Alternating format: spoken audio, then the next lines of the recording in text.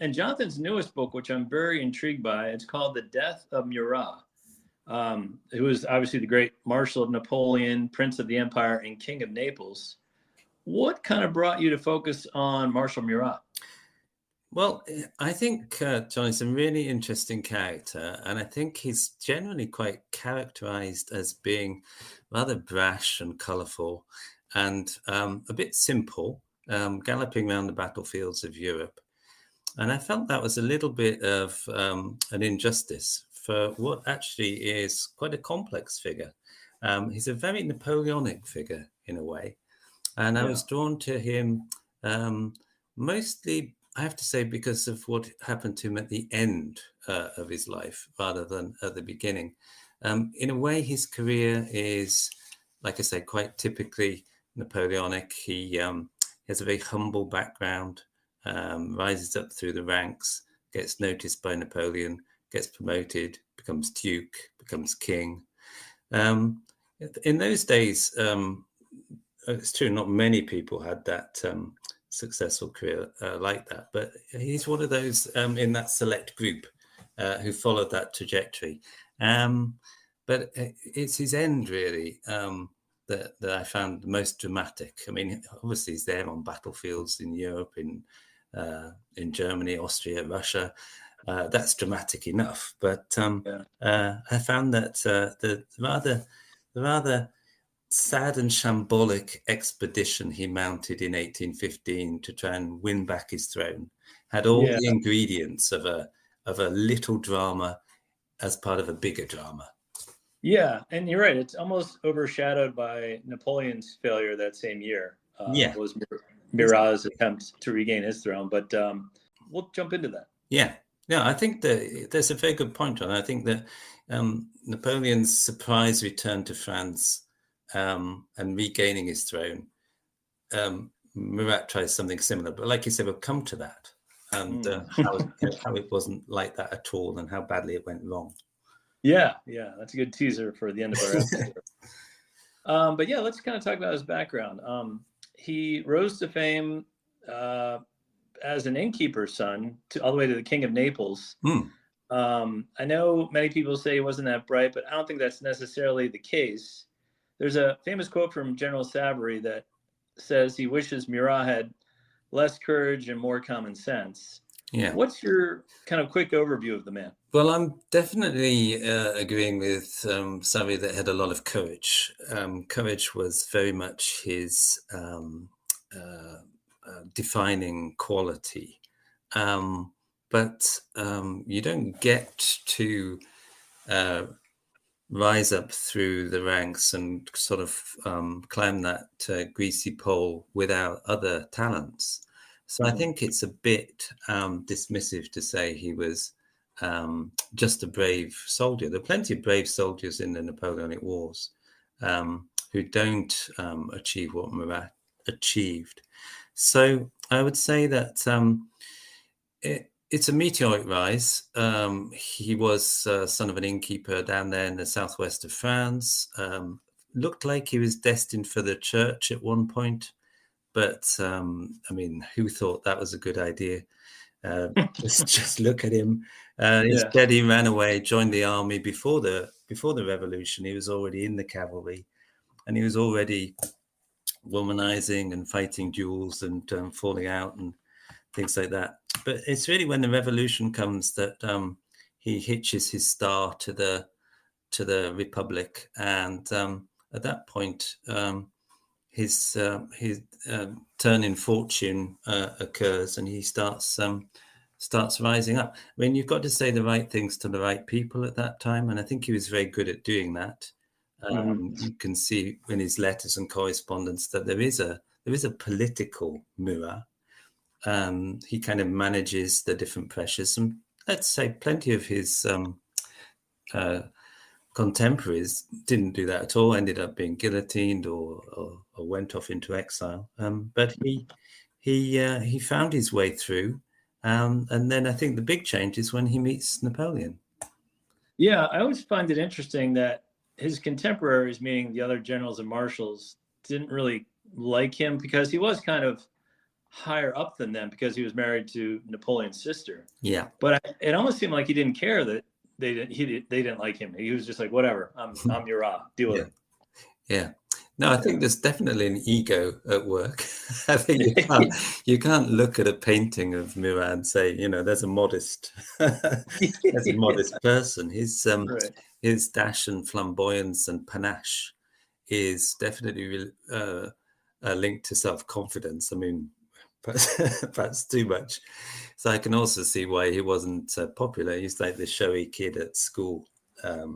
Show off. Nobody else really likes him. But like I said, I think there is a bit of a savvy political operator who knew what to say to the right people to really cement his position at any point in time. And you're right that the marriage is important, but it's not just that. Yeah.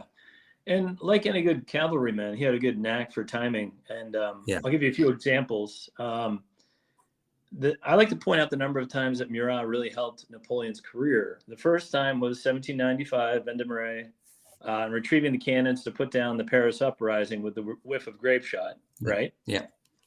I mean, he's definitely there, the right person at the right time. It's one of those historical moments where those two men come together, and there's a partnership there that whether it's gratitude, whether it's just recognizing each other's talents, I'm not sure. But at that point, Murat and Napoleon sort of form a little team. Murat becomes Napoleon's aide-de-camp for the campaign in Italy, 1796.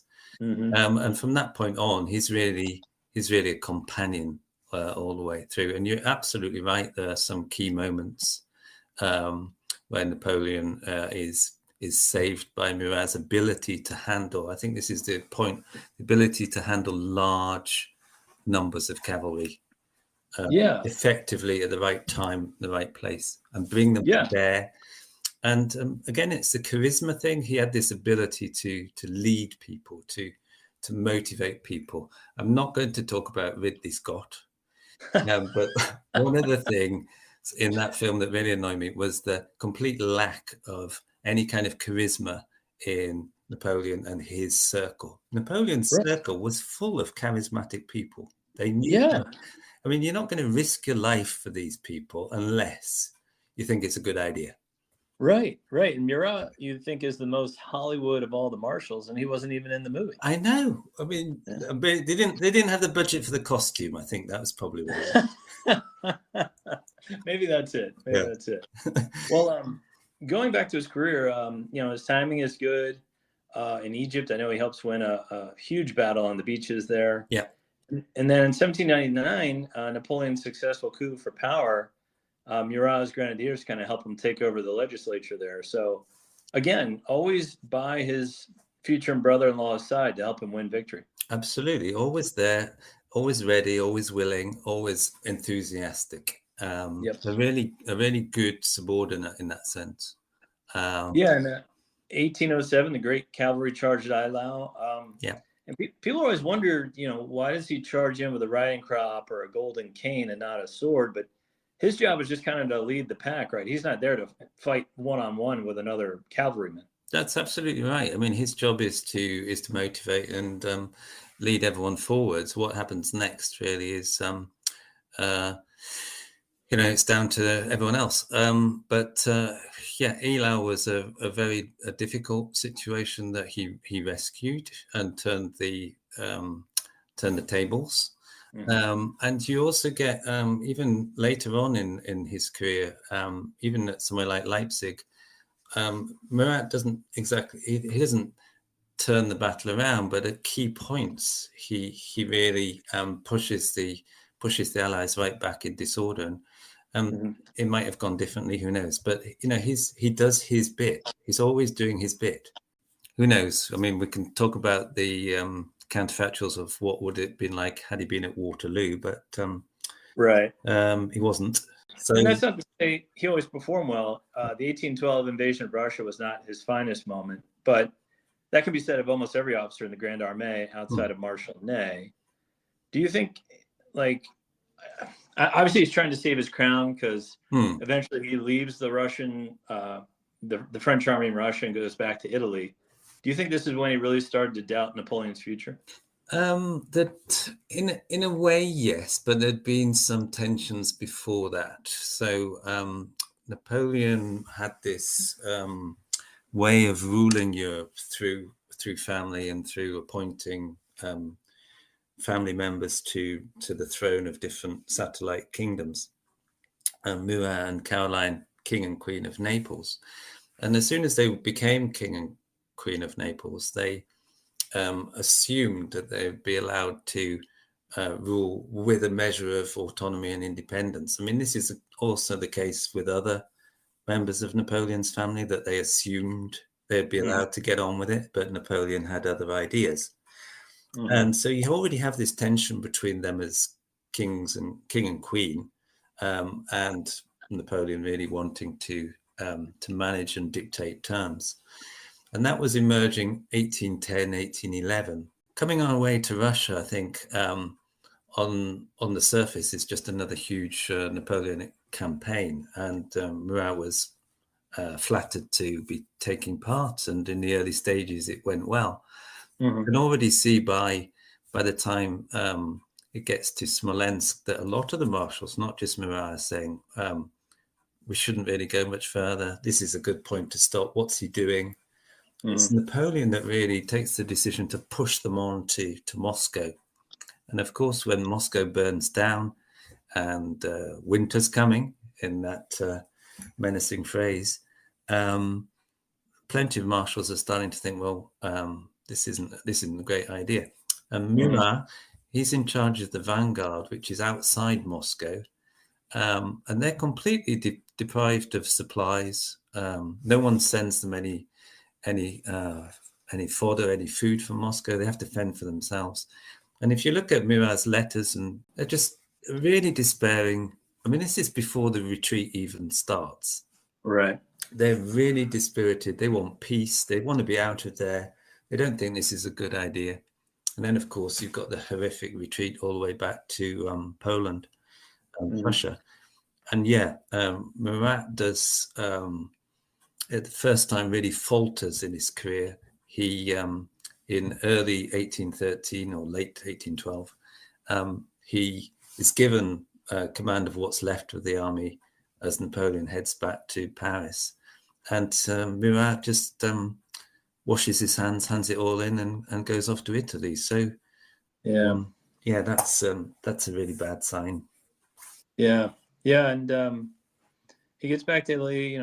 He maintains his throne, but yet again, Napoleon beckons him to come to Dresden, and grumblingly so, Murat agrees to go and help out, and they have a huge victory there. Yeah, but then they have a terrible loss at Leipzig.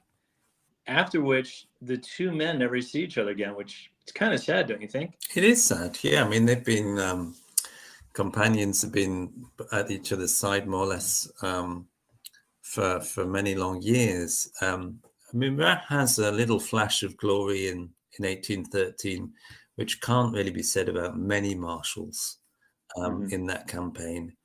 But like many, he's ready for peace. Well, let's discuss his wife and Napoleon's sister, Caroline Bonaparte, who's been called the most Machiavellian of the family, but with her constant scheming. Did she just not like her husband or her brother? Was she just looking out for herself only? Like, what was her? If you got inside her head, what was she doing? Well, she's a relatively young Bonaparte. I think she's the seventh child, and she's born in 1782. So she's quite young. She's ambitious, definitely. I mean, let's look at the Bonapartes and find one who isn't ambitious. But anyway, True. She's educated. She has a good, sound political head. And I think that when people say scheming, actually, for a lot of people in those days, in that time, it just meant a woman who's quite good at politics. Because actually politics is scheming, it's intrigue, it's, navigating your way through situations. That is scheming. But if a man does it, that's not scheming. But anyway, good point. So scheming perhaps is a bit unfair, but she was very savvy. She was very good. And I think really being made Queen of Naples, that really flattered her ambition. But also she had some ideas, and she came to that role with energy, charged in. And she was actually quite good at it. Murat was away in 1812 in Russia for a long time, and she managed the crown at Naples quite well. Mm-hmm. So she was pretty sound, pretty reliable. She did have some tensions with her husband because her husband was loyal follower of Napoleon, and she had ideas that, well, we've been given this kingdom, we have to run it for ourselves, for the Neapolitans, not for Napoleon. So there's some tension there, and also obviously some tension with her brother Napoleon about similar things. And by 1811, Murat and his wife are insisting on any French employee in Naples becoming Neapolitan citizens, and they were promoting people, and Napoleon was going, what are you doing? I don't like this person. You're not supposed to be doing that. Right. I'm in charge. She was a really good partner for Murat. Perhaps if he was given to rash decisions, she was, she kind of kept the purse strings a little bit, and kept a bit like the neck. He was the head, and she was the neck. Yeah. And she was a good political operator. But I know this next bit is where I believe her mom stopped talking to her. Yes. In 1814, Murat and Caroline accepted a deal to save their throne, and they turned their army against Napoleon and Prince Eugene's army in Italy. Napoleon's star was clearly fading, but there were still many who stayed loyal to the emperor until the very end. Yeah. What do you think Murat should have done here? That's a very, very interesting question. And I think it's a very, very difficult situation he found himself in. I think it might not have saved his throne, but the decent thing to have done would have been to support Prince Eugene in northern Italy. Mm-hmm. I think that would have been better for his legacy. It would have been the honourable thing to do. It probably wouldn't have saved his throne, and it probably wouldn't have allowed Eugene to remain sort of in the field for very much longer, because all the big decisions were being made in France and around Paris in 1814, and Napoleon's defeat really meant the defeat of Prince Eugene as well. So from a practical point of view, Murat's assistance probably wouldn't have made that much difference. But from the moral point of view, what Murat did was very wrong. But if you see it from his point of view and the point of view of Caroline, then they were negotiating to save their throne, and the Allies seemed to go along with it a little bit. Not exactly supportive, but say, well, yeah, if you do this, then we'll look after you, make sure everything's okay. Now, what we know about the Allies, I don't think that you should take their word at face value. Right. Somebody called the British perfidious, and I don't say that that's entirely wrong. And in fact, the British were very keen to get the Bourbon royal family of Naples back on the Neapolitan throne. That royal family was in Sicily, had been all the time Murat was on the throne. They had these Bourbon rivals in Sicily waiting to come back. The British were very keen that that happened. And the Austrians were very keen that Austrian dominance of Italy extended all the way down too. So sort of the British and the Austrians could disagree, and Murat might, had he been a little bit more canny, have played them against each other a little bit. But when Napoleon's defeated and gone, all the odds are stacked against you. But I mean, Murat's contribution to the defeat of Prince Eugene by moving up to Rome and then sort of menacing Prince Eugene's rear, it wasn't a good thing to be doing. Might not have made much difference, but it just said to every Frenchman and every Bonapartist that this is we've been betrayed. It's interesting though, because you generally hear when you talk about betrayers of Napoleon, you hear names like Marmont and Bernadotte, but Murat was just as culpable as those other two guys. But you just maybe just because he didn't do it. Yeah, I don't know why he doesn't get that label as much as the other two. I think it's very true. It's a good point. I think he very much was a betrayer at that point in time, and it might be just the subsequent sad demise overshadows that a little bit, and people start to sympathise with them a bit more. But I think at the time, we'll probably come on to when Murat leaves Naples and ends up in France. But what happened really was that a lot of those in the French army saw Murat as a traitor. Yeah, and we'll come to that here in a second. In 1815, Napoleon returns from Elba for the 100 Days campaign, and in a show of fidelity, Murat rashly attacks the Austrian army at Tolentino. And even though he has a larger force, he loses the battle and his crown, and has to flee first to Corsica and then to France. And then what happens from there? I know he goes to Napoleon. Well, he doesn't meet him in person, but does he send a letter to him, say, "Hey, I want to make amends," or what is he trying to do there? He does. It's a very interesting story, and it really forms the basis of much of the book that you kindly mentioned. I think actually Murat in 1815 is a great story in itself. So Napoleon escapes from Elba, and Murat fields an army of about 50,000 men. He manages to put together quite a big army, marches northwards and proclaims, and this is what a lot of people in the English-speaking world tend to forget, Murat proclaimed Italian unity and independence. So there's a proclamation that he made at Rimini, where he says basically, we're all Italians. I don't know how he got away with that because he was born in France, but anyway, we're all Italians. Rise up, rise up. But I think that Italy was a bit tired of war by then, and there were some volunteers, but generally there was no big rising against the Austrians. Maybe in 10 years' time there would have been, but 1815, everyone's sick of war. And so Murat finds himself against a much larger Austrian army, methodically moving south through Italy, faces them at Tolentino. On the first day of Tolentino, he does very, very well and just nearly wins. But the second day, the appetite's gone out of the Neapolitans, and it's a disaster. And the army breaks up and runs and flees. And Murat comes all the way back down to his capital and realizes that the game is up. No one's going to keep him on the throne of Naples anymore.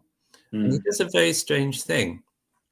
At that point, he's pretty desperate. And his first idea is to go to a fortress on the coast between Naples and Rome called Gaeta. It's a very strong fortress. And he's thinking to lock himself up there. He gets onto some boats. But the Royal Navy, British Royal Navy, is already off the coast. And instead of going to Gaeta, he actually goes to France. And the point at which he arrives, so this is May 1815, Napoleon back on the throne, emperor again. He's getting ready for the likely war with the Allies. And Murat just turns up in the south of France. Looking a bit disheveled, in civilian clothes, no more grand uniforms and yellow boots. And Murat's looking really for a job.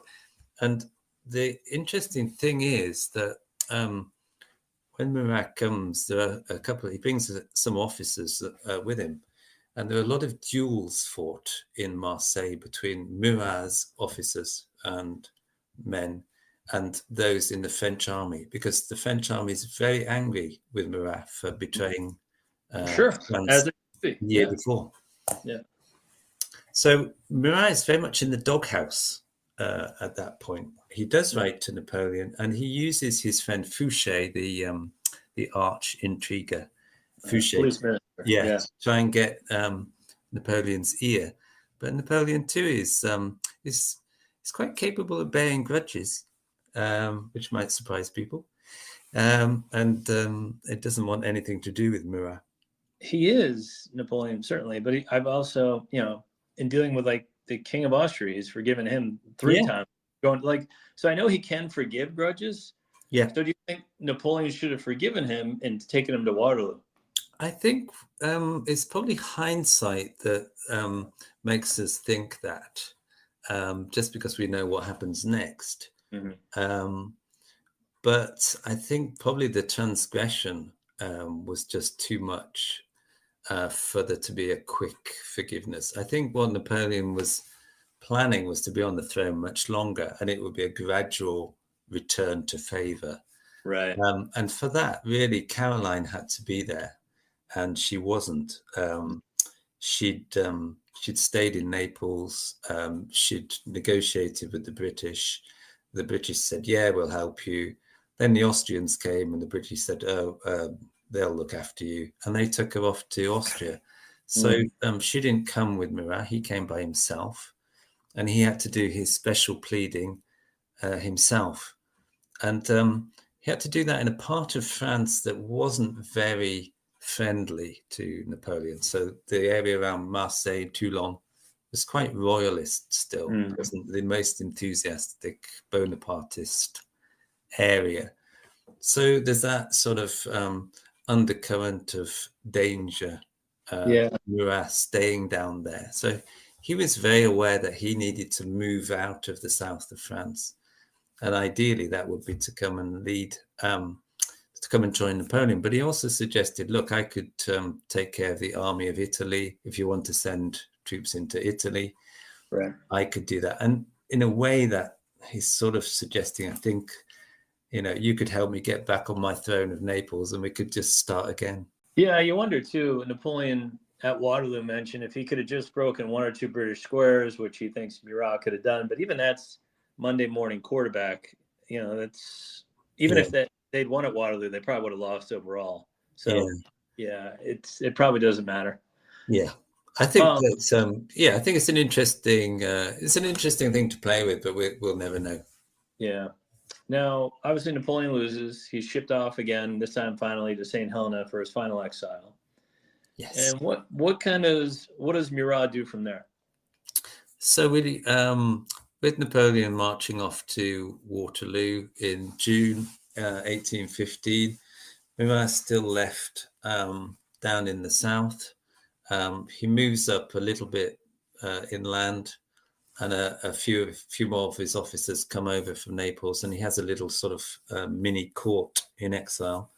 But after Waterloo, Napoleon's whole power structure collapsed, and the royalists are very quick to take over the ports in the south of France with some British help.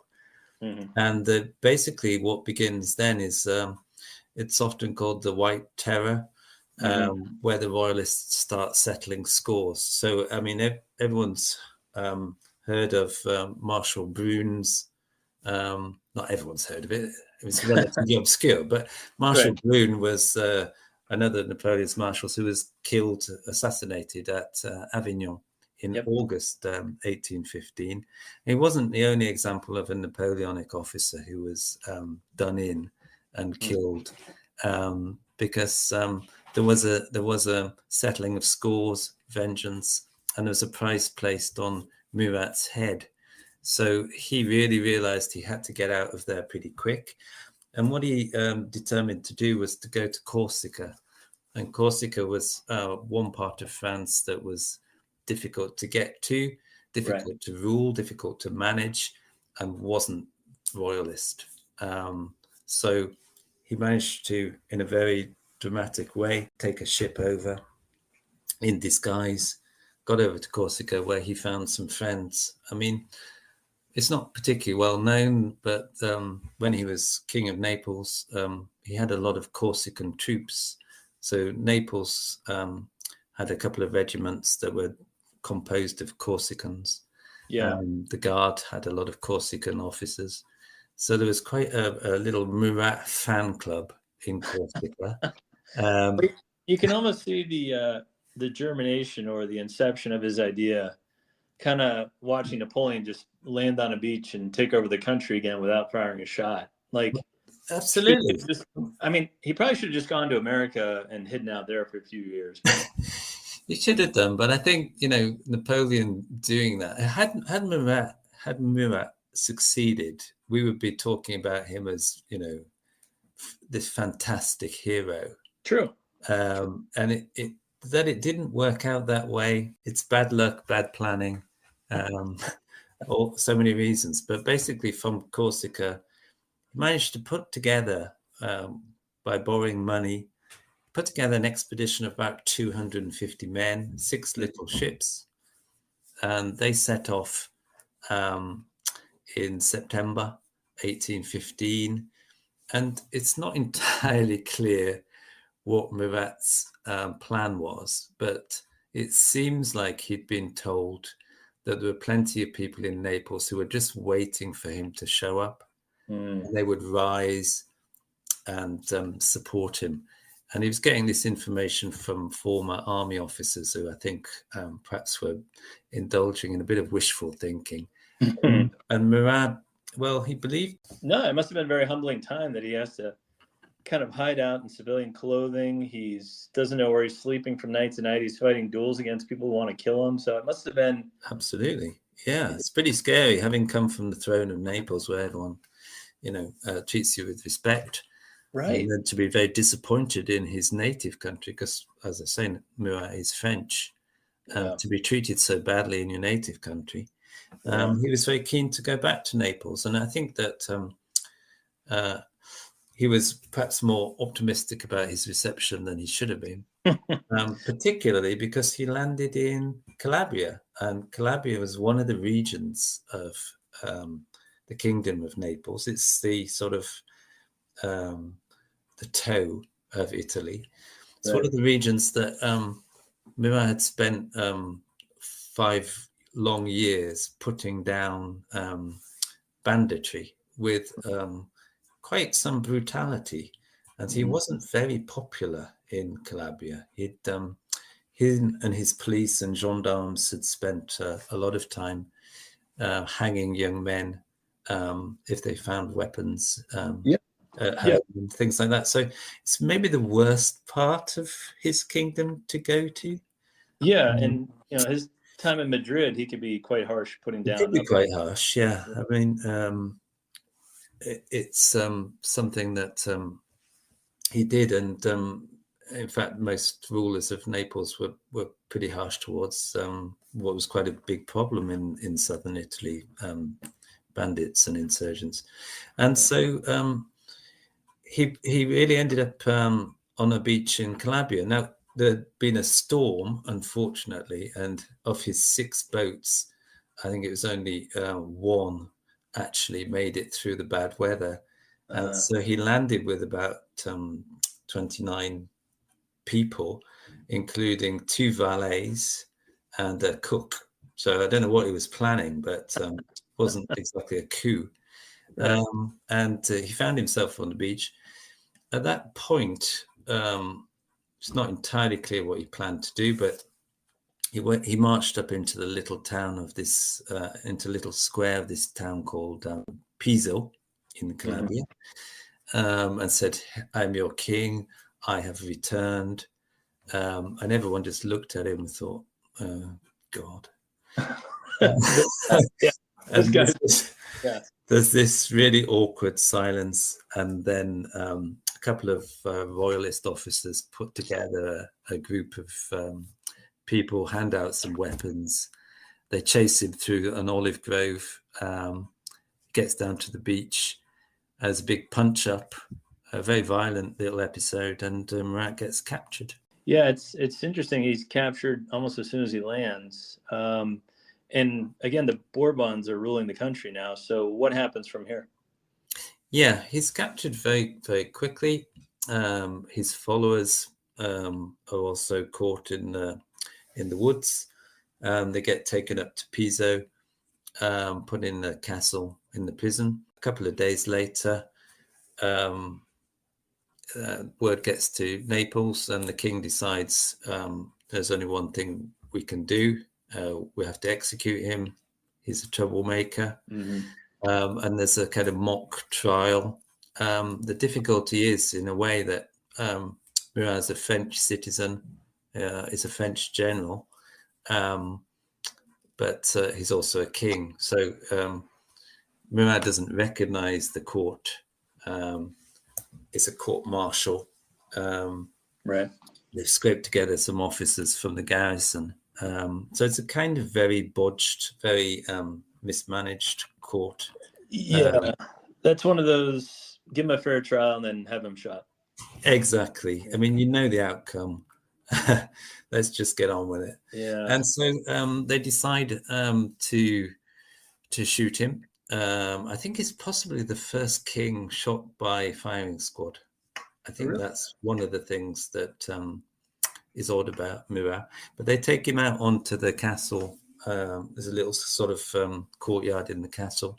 Now, everybody that knows anything about this episode knows that Murat spoke to the firing squad and said, spare the face, shoot at the heart. Yeah.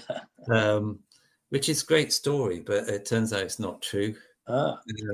So it's one of the disappointments of history. But he does refuse a blindfold, though, correct? He does refuse a blindfold. He does refuse a chair. He is very brave. He hands out his watch. He puts his hand on his chest, and he says more or less, aim true or aim accurately, and open fire. And they do that, and he's instantly killed. But even then, they go over and shoot him in the head with a pistol. That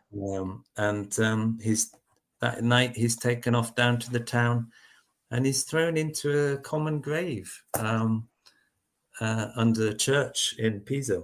And no matter what you think of the man, I mean, he did have a family, he had children, he had a wife, so it is kind of sad that he ended up in this way. It's very sad. In fact, one of the mysteries of Murat is his body's not really been identified, because in the 1830s there was a cholera epidemic in Calabria. A lot of people died, and they threw hundreds of bodies into this common grave where Murat was. And all the bones got mixed up together, and they've never really been able to extricate or find his body. So they know he's there, but it's a very sad little story. Well, and this is a tricky question, but it's, what is the legacy of General Marshal Prince King Murat? Yeah, I think the legacy really is that he's one of those very strange stories of a commoner who becomes a king. And when he becomes a king, tries to enact policies and reforms that are modernizing and progressive. So I don't mean that in a modern way, but for those people familiar with the history of Naples, before the Napoleonic decade, when Napoleonic rule of Naples began, it was had a lot of potential. It was very culturally rich, but economically desperate, badly mismanaged, horrendous legal system, horrendous corruption, dominated by the church, dominated by this awful family of Bourbons. And when first it's Joseph Bonaparte and then Murat, when those people come in, they really modernize the state. They do look at France and take the best of French reforms and impose them on Naples. They abolish feudalism. They reform land ownership. They sell a lot of church land. They really improve the administration of the state. Right. And I don't think people outside of Italy really appreciate that and the effect that had on subsequent Italian history. And the other thing about Murat and legacy is that episode in 1815 when he rides up to Rimini and issues a proclamation saying we're all Italians, we should be united. That's pretty much the first time anybody's done that. Mm-hmm. And to do that in 1815, and, you know, we've got Garibaldi coming Right. along in 1860, that was a very significant moment in Italian history that, okay, it was launched by a Frenchman, Mm-hmm.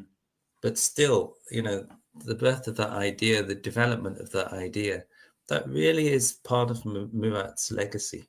Yeah. Yeah, that's an excellent point. That spark of Garibaldi may have been started in 1815. Yeah, I mean, look at Garibaldi. He showed up with a handful, well, it was 1,000, but it's still a handful. It's a big handful of supporters, and he was able to overthrow a kingdom. Mm-hmm. Murat tried.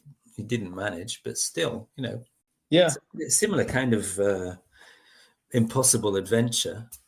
Yeah, it's almost mercurial or like Icarus flying to the sun, but it's really, in a lot of ways, it's inspiring because he's, like you said, he's the 11th son of an innkeeper. Yeah. And he had a pretty darn good life. Yeah, I think it's inspirational. Yeah. I think it's very interesting. The more you look at it, I think the more reward you get. I also have to say there's a bit of an American connection too. I know you're in Florida, but I am. Murat's son, Akil, so the family, Murat's executed, and the family is kind of kept in this kind of Austrian exile by the Austrians, where they say, "Oh, come stay with us. You want to leave? No, you can't leave." And they more or less live out their life there. The Austrians are very worried they'll go back to Italy. But anyway, Murat's eldest son, Akil, he runs off to America, and he ends up living in Florida. That's right. Yep. Yeah, so not probably too far from you. Well, yeah.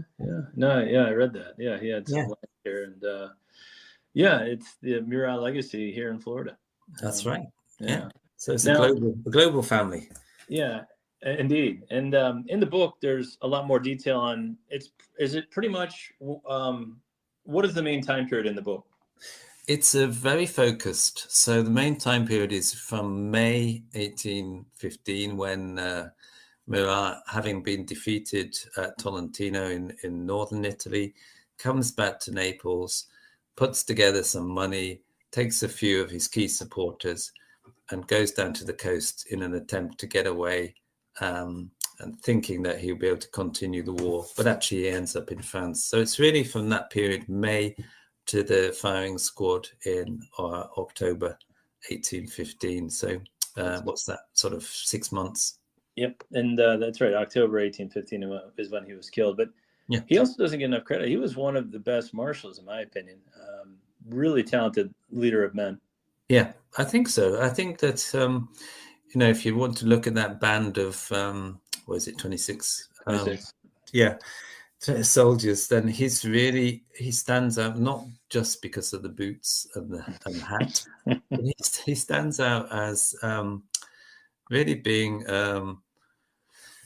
sort of a chivalrous opponent. I think everyone could look at his talent as a leader of cavalry, a leader of men, but actually as an opponent, there's something a bit like a knight about him. There's something that he was generous. He wasn't nasty or vindictive or anything like that. That if you were facing Murat, you were facing an honorable opponent.